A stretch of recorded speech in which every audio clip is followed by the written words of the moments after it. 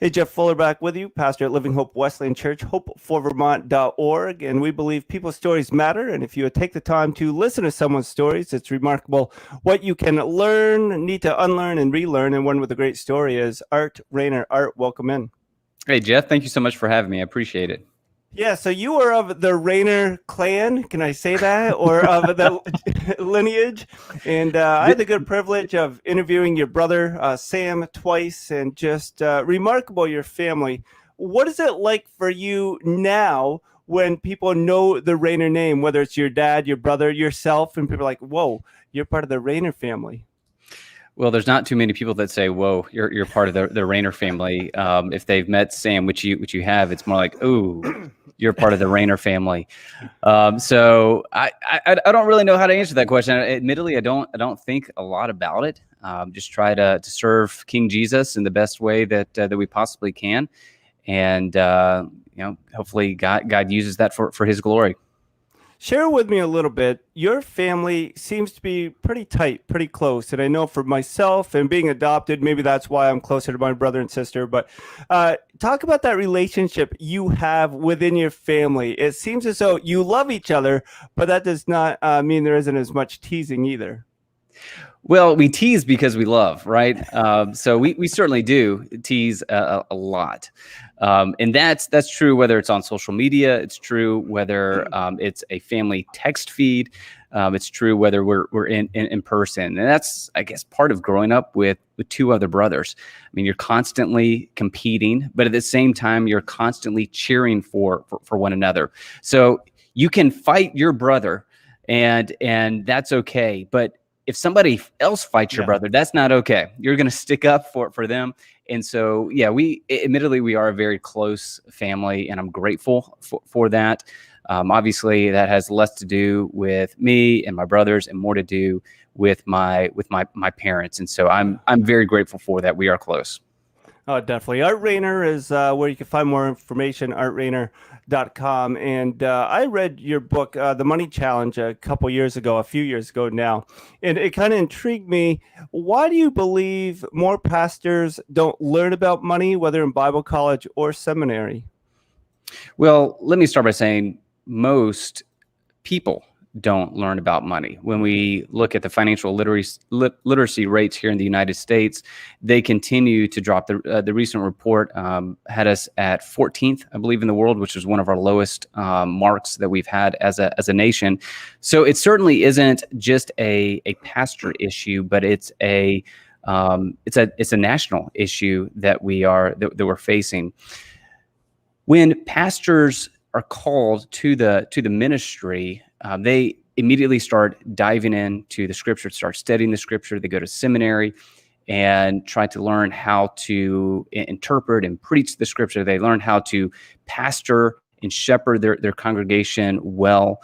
They learn a lot about leading the local church or even going to be a missionary.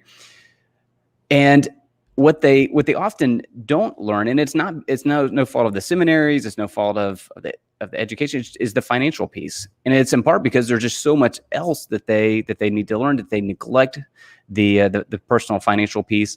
Unfortunately, what ends up happening is that pastors specifically find themselves in some difficult situations, and because one, they usually spend a long time in school, which usually can result in educational loans, things like that, depending on the school that you go to. You also tend to have a lower income. So that presents a different financial challenge. Pastors are often behind others in the nation because of just the path that they've taken. But of course, pastors, they don't get into ministry for the money, right? They get into ministry for the mission. And so my hope with pastors specifically is that they'll learn just a few of the basics of what God has, or how God has designed finances to work, better understand our relationship with finances, so that then they can better shepherd their congregation. When did you first learn about money? For me, I was the youngest of three kids. My sister would save and would not spend anything. My dad used the expression tighter than bark to a tree. And my brother, he would save up, and if he wanted I don't know, $120 pair of Nikes, that's what he'd save up for and get. For me, I would go to the clearance rack and buy as much as I could with whatever I had in my pocket. So that was me, and I had to learn kind of the hard way about debt and getting out of debt, and it's not good to be in debt. But for you, when did you learn that money provided opportunities, and was that a difficult lesson for you to learn? That's a great question. First of all, I really like your dad. If he says, if he has that saying, which admittedly that's the first time that I've heard that. Maybe Oh. I'm out of the loop on that saying, but that is a great saying. He's a Vermonter, so maybe you have to come up northeast to do Yeah, that. yeah. I appreciate that one. Well, to answer your question about when and how I learned about finances, it really started at a young age. First of all, my parents talked about it. My dad talked about it. I attribute him to my interest in understanding how finances work. I would watch him and my mom do their budget together. They would reconcile their checking account. I know not too many people seem to do that anymore, where you pull out the checkbook and you reconcile everything, make sure that it balances. And I'd watch them do this. And my dad would, I wouldn't say it was there was a plan there, but he would just talk about it just as everyday, just with everyday conversations. And so that helped me develop an awareness for finances.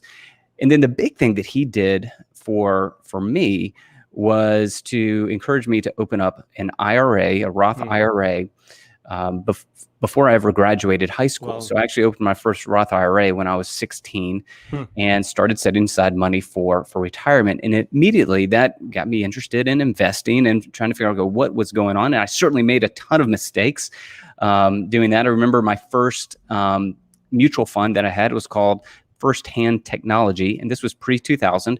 So everything was going great in the technology sector. Of course, what we now know is that there was a bubble that had been created, and I actually ended up losing a ton of money relative to my age because I did not diversify my portfolio. So that was a lesson learned that I certainly had early on.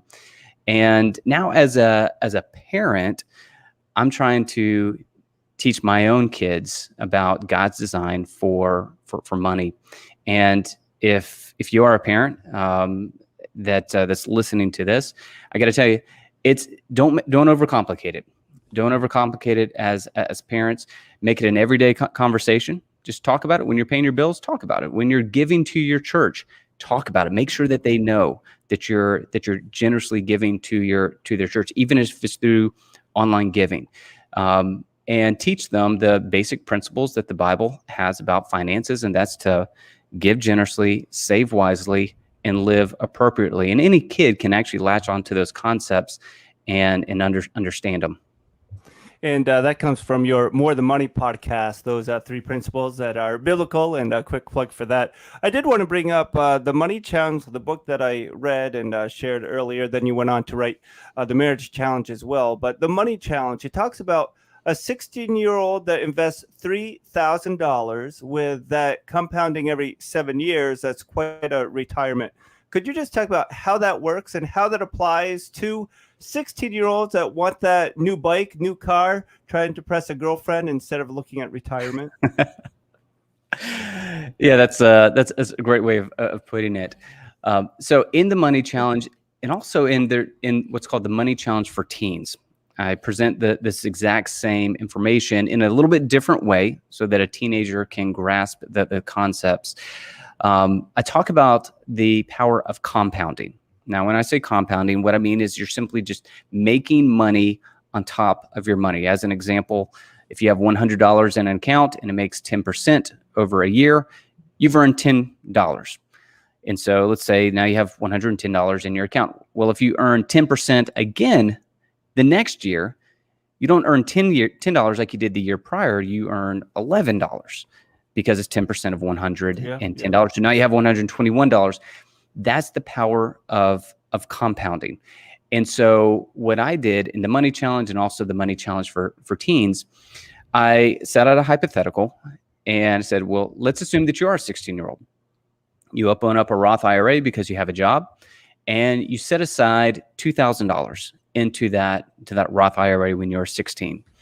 When you're 17, once again, you have a job, set aside $2,000 again for that year. You do that again when you are 18 years old. And so you've set aside a total of $6,000. But unlike a savings account, you are investing this money. And let's just assume that within that Roth IRA, you invest in a fund that mirrors the S&P 500, which is an index that somewhat reflects what's going on in the stock market in general. And what I did was I took real returns from 1969 to, I believe, 2018. And I took that $2,000 for those 3 years and assumed that teenager didn't invest anything else from then on. That $6,000 turns into almost $700,000 over that period of, Sure. or as soon as let's just assume that they turned 65, it turns into almost $7,000 over that period of time. And once again, that's using real returns from the S&P 500. So there's not a guarantee that would happen. In fact, if you updated that chart, it would actually be more than what it shows in the Money Challenge and the Money Challenge for teens. But once again, all that I was showing was the power of compounding. And my hope was that whoever's reading that book, whether it's an adult or teenager, will look at it and say, wow, I need to go ahead and get started now. Because I lay out a little bit of a formula there that's a little bit of money plus a lot of time equals a lot of money. Yeah. And that's just based on, that just comes from compounding, right?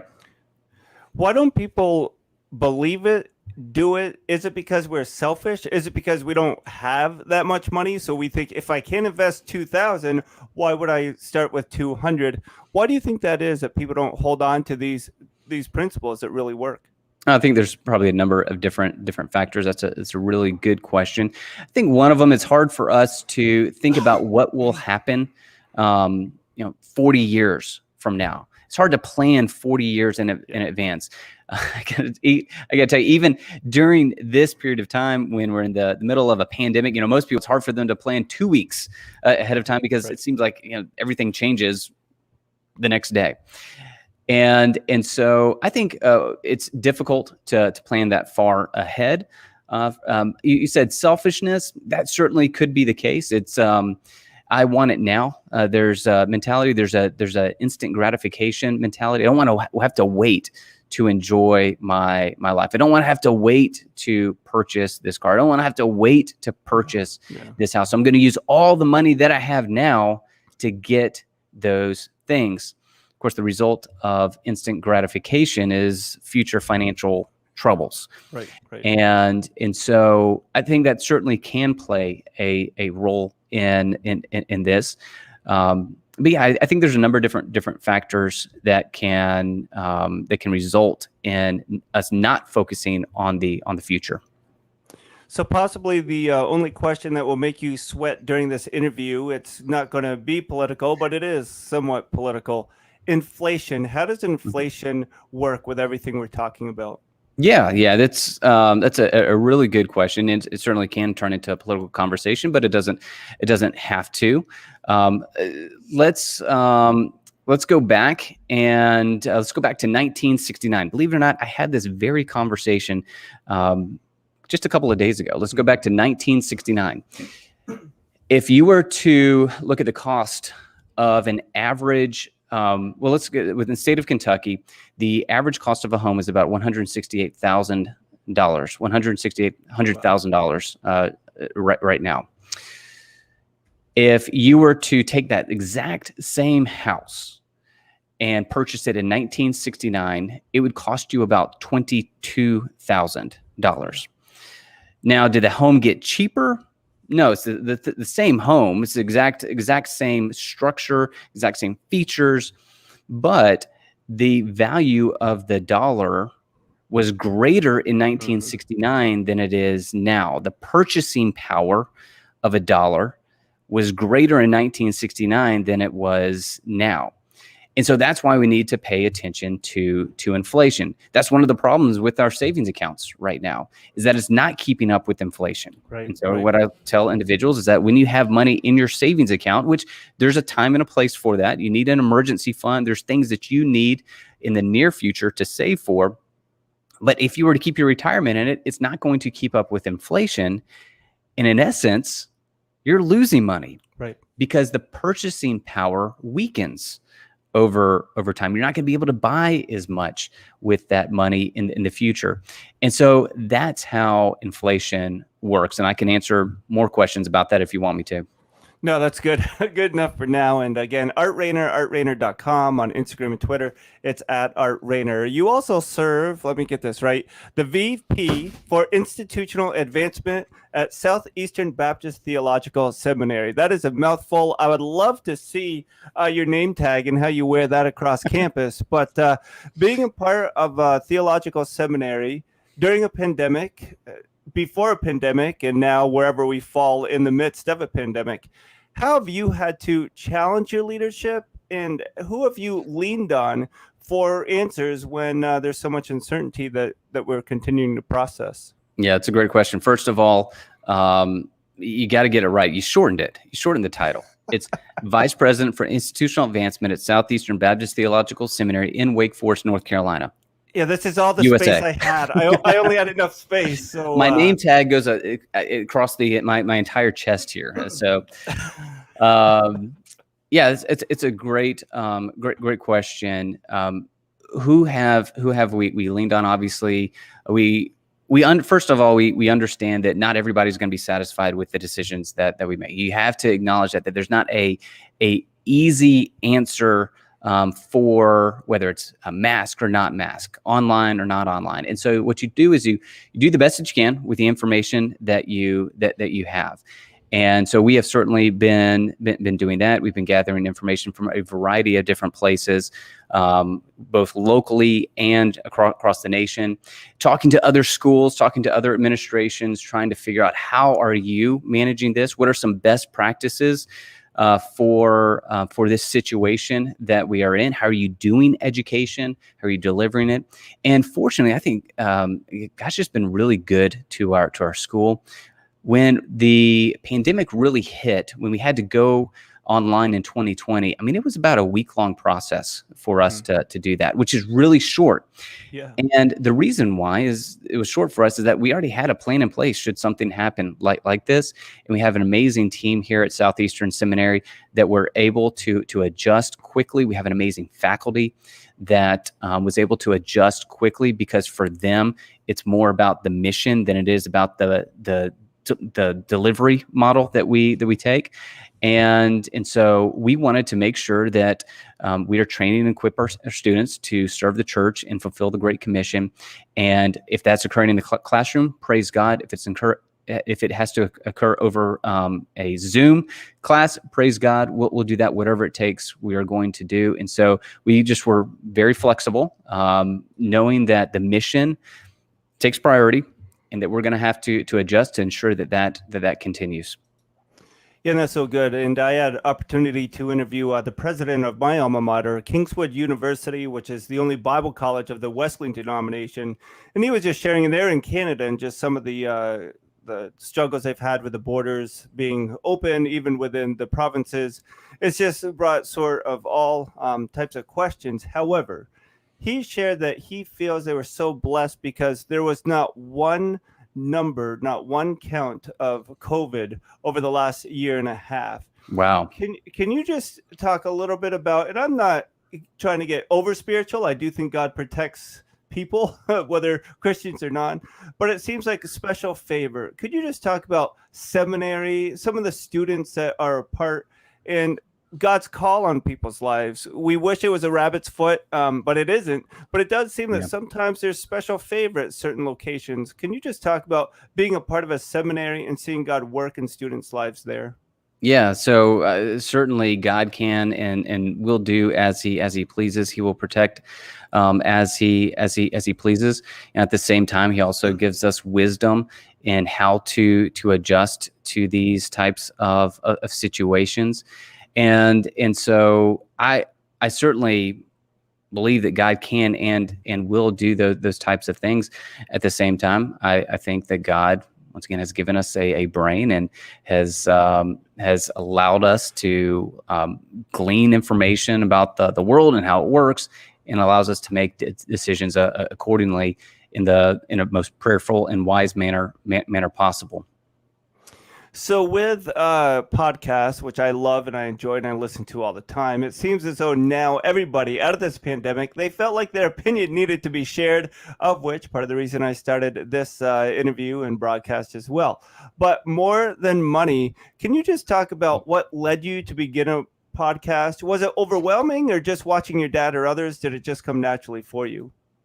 No, I don't think it was overwhelming. This was actually my second podcast, the one that the viewers are seeing on the screen. The first one I had was based on the book that you've already mentioned, The Money Challenge, and I wanted to broaden the scope of the podcast. And so basically, I did a rebranding and called it More Than Money. And my hope is that podcast will certainly be about getting people out of debt, getting financially healthy, but specifically for the sake of allowing us to be free financially in order to leverage our resources for the advancement of God's kingdom.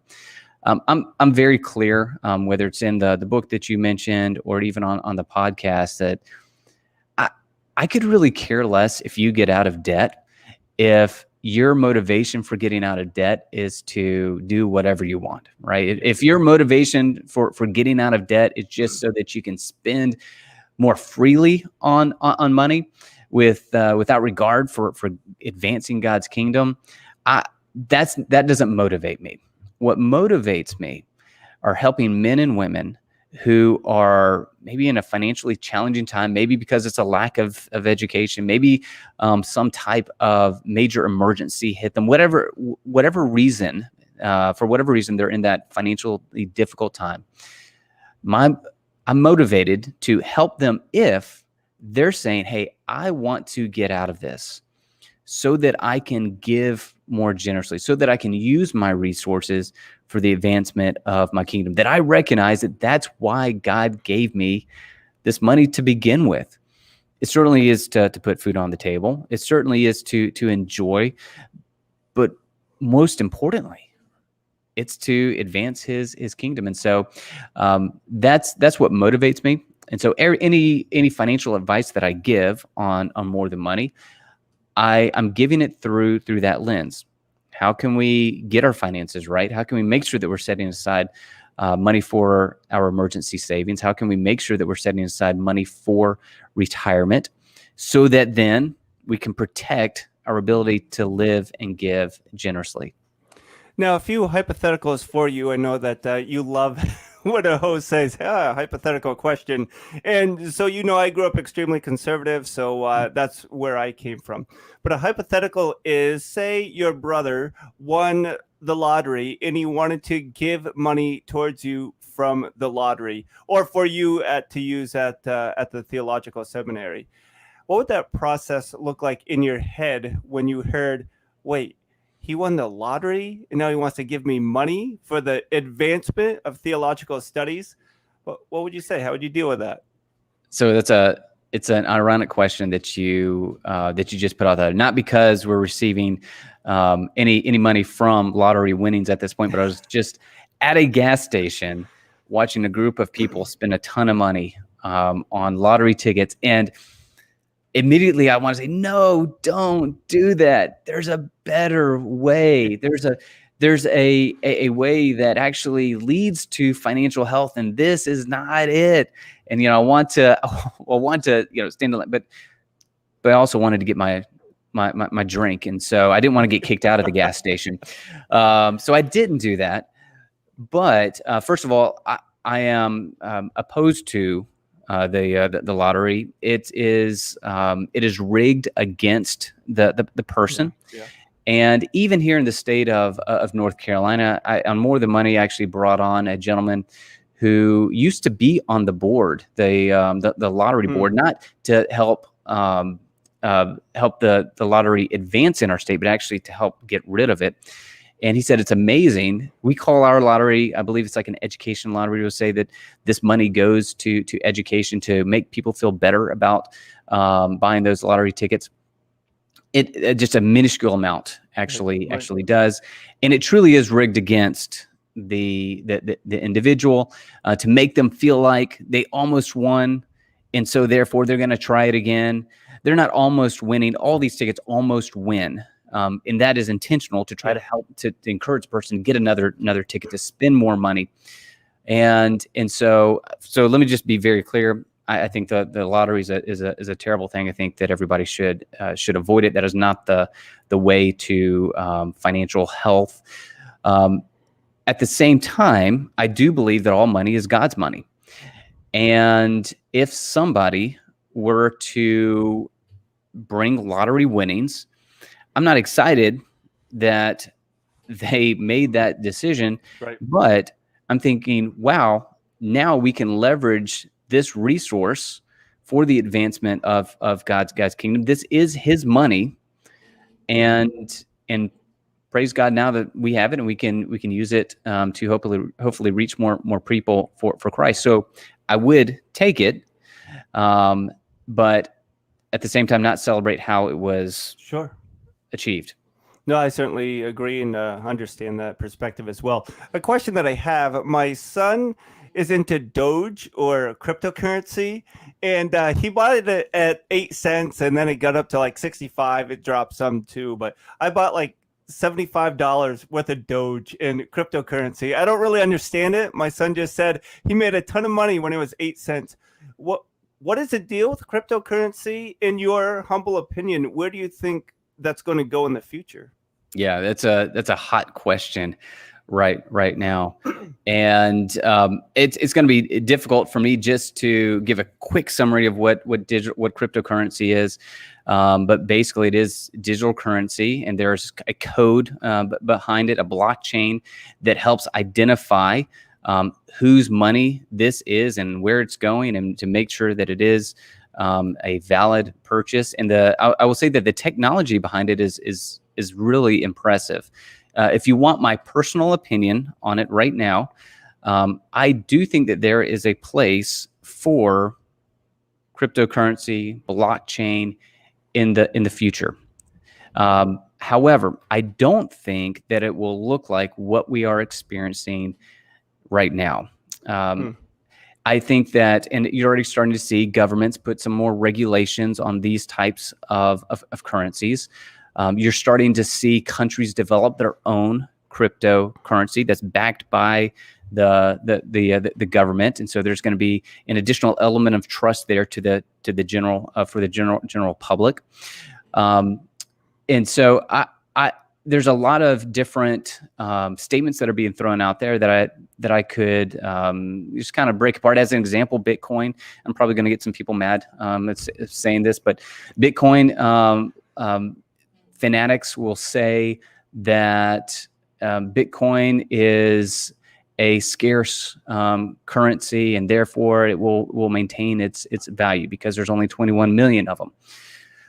Well, that assumes that that Bitcoin is going to be the only digital currency in the future. Right. That's going to be the only one that's trying to gain the market. Bitcoin is a man-made product, so that means there can be more of them. Yeah. Maybe not necessarily Bitcoins, but other types of digital currencies. You mentioned Dogecoin. That is of course another one that has a cap that's taken or I should say doesn't have a cap on it. So it operates a little bit differently. But there could be hypothetically a Bitcoin competitor.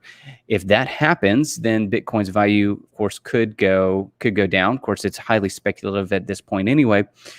But really, that's a myopic view, in my opinion, of digital currency. If you're saying that it's scarce, you're assuming that Bitcoin is the only one, and we're already seeing that that's not going to be the case.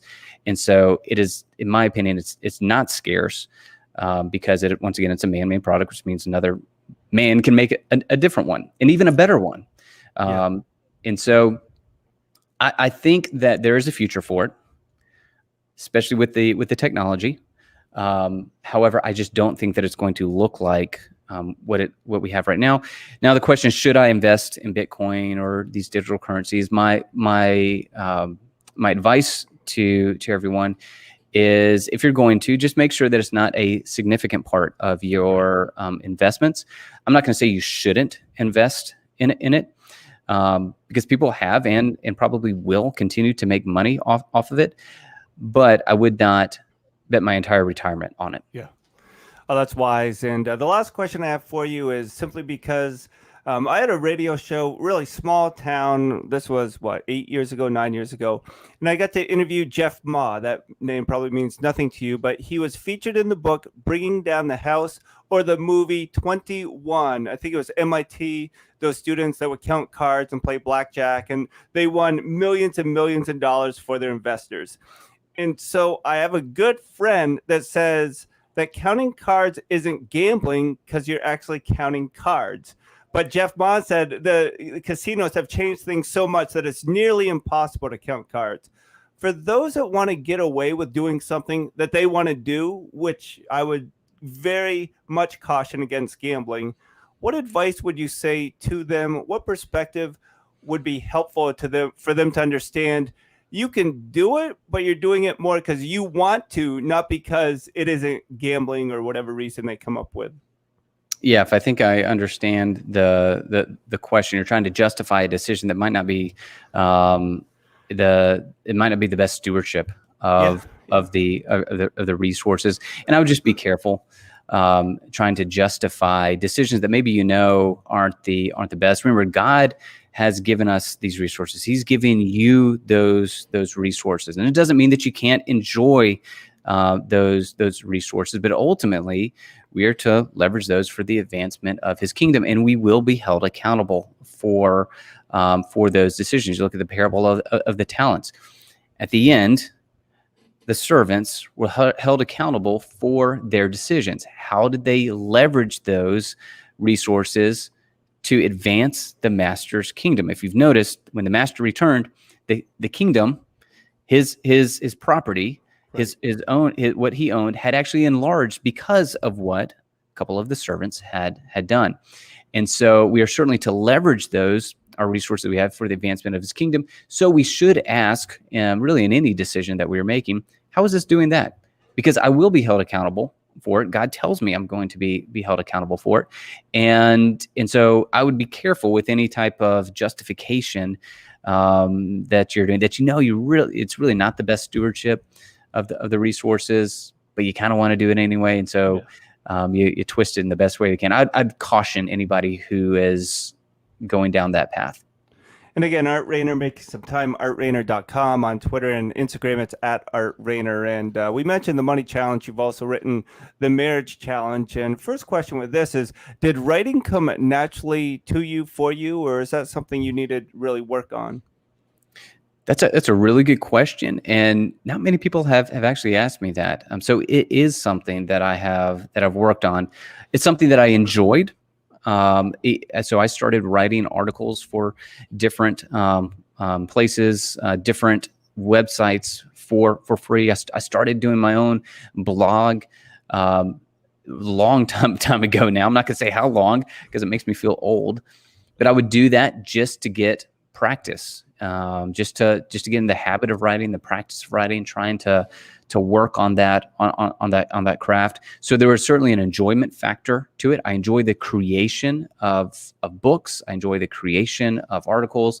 With those books that you just mentioned, a big chunk of my time is spent just developing the layout of the book. How is this book going to look? How is it going to read? How is the reader going to receive it?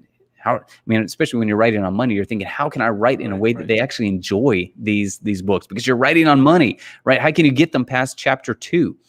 And so I spend a lot of time the creative process. But I would say it certainly is. It wasn't immediate, but it's something that I enjoyed doing, even when I wasn't great at it. I wouldn't say that I'm fantastic at it right now, but I continue to even work on it today. I mean, that's something that I just enjoy doing. So it's been a process, to say the least. And then with the book, The Marriage Challenge, how much did your wife come back to you and say, "Hey, you wrote this. Now you actually have to live it out." Man. It's like that, but answer that for me. Yeah, any time that you do that you write about marriage or relationships, you always want to, oh man, is she going to see this? Because if not, or if she does, she's going to call me out, right? No, fortunately, I have a very supportive wife who really loves the work that I do, and I'm not just saying that; like, she tells me that, and so I'm grateful for her, and so I have no hesitation with writing any type of advice with oneness and finances and that. And just so you know, and this is, my wife can attest to this, everything that I write, I do, right? It's an outflow of what I'm already doing. Yeah. And so not something that I'm hoping to do. So the things that I'm like, I don't know if I'm best at this, I actually don't write about. There's some things that I intentionally don't write about because I don't feel like I'm the best at it right now. Sure. But for the areas where I feel like, I think I've gotten a good grasp on this, and now I can help others in this area. That's what I write about. Yeah, I heard a good sermon on preaching what you already practice, but yes, too often we want to reach so far ahead that it's the opposite.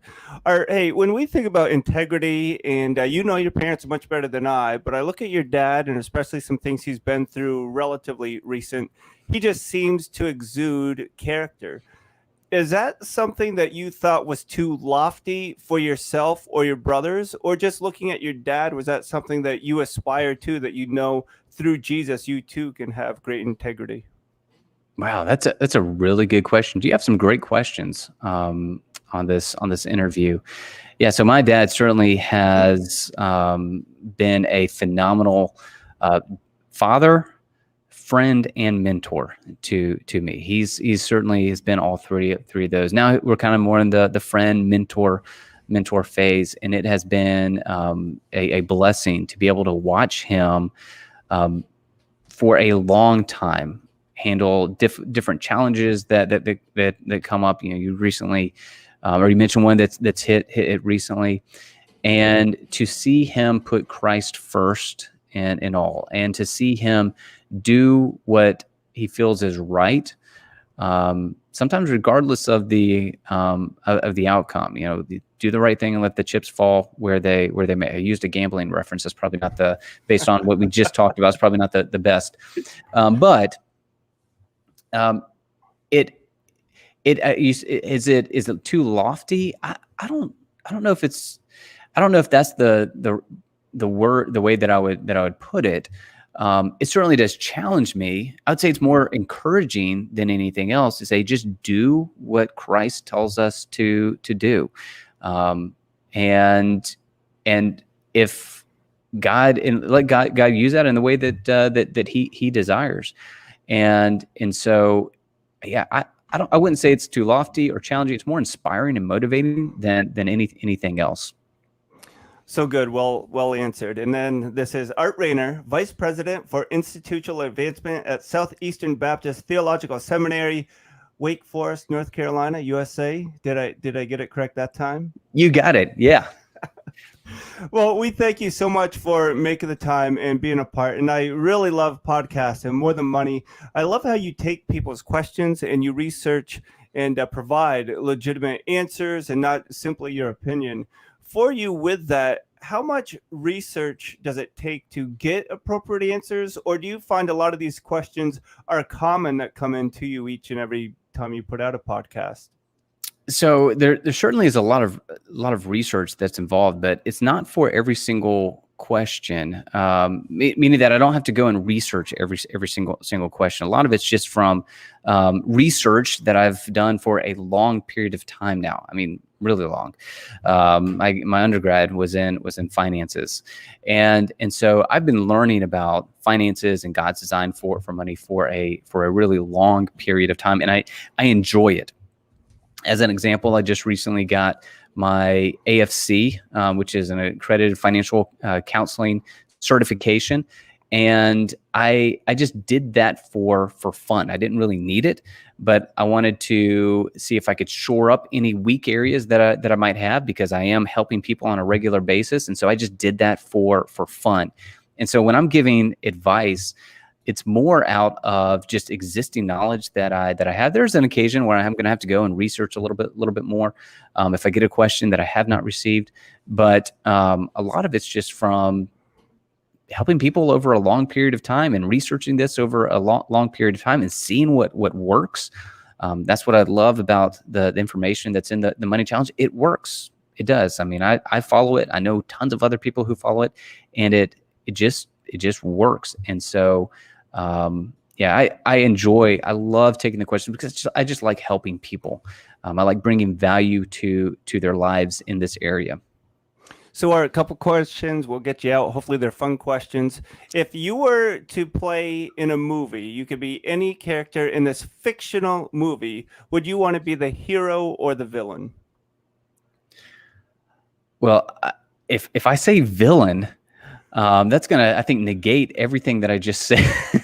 Well, it's a fictional movie. I say villain every single time. And my friend said that if he could play Captain Jack Sparrow, that's the approach he would take. The villain that everybody loves. So yeah, I'm a hero guy. I would have to go with the hero. Well, if you said villain, I wouldn't tell your mom, so she would never know. And the next question is, your family, which sitcom are you guys most like? Is there a sitcom family that you would say represents you or close to, or maybe your alter ego? Man. That's a good question. I almost want to say the Wonder Years, but I'd have to go back and look at the dad and make sure that that's an accurate representation of him, because I don't think it is. But yeah, we're just a tight family that loves one another and supports one another. And so maybe what's the family in San Francisco? Not Step by Step. Full House. Full House. Just because they love each other. I know that's a different type of family there, but they just love each other. They have fun, and at the end, there's always a good lesson to be learned. There you go. Hey, Art, thanks so much for making the time. We wish you the best, and school gets back to go full on. Just continued sincere prayers for you as you guys give leadership and reach out. Because we need pastors, we need educators, and we need Christians just to live God's life in all things, whether it's money or just practically in every way. So, Art, thanks so much. Hey, thanks for having me. Again, that's Art Rainer. ArtRainer.com is where you can find more information about him on Twitter and Instagram. It's at Art Rainer. My name is Jeff Fuller, Living Hope Wesleyan Church, which the website is hopeforvermont.org. Hope to see you Sunday. We'll talk to you again soon.